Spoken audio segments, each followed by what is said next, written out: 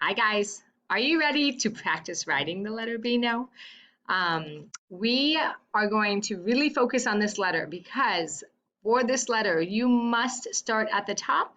And when you're writing your letters, I'm going to be checking to make sure that you touch the top and the bottom. So I want you to look at the uppercase B first, and it shows that you start on strawberry. You pull all the way down to chocolate.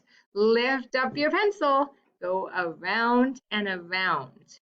Also, for the lowercase b, this is tricky, but what you need to do first is you are going to start on strawberry, pull all the way down to chocolate, trace back up to vanilla, and go around. Okay, so when you're making your B's today, I want you to make sure you don't go from the top, pull down, and go like that. That's not how you do it. You start from the top, you pull down, trace back up to vanilla, and around. Okay, trace back up to vanilla.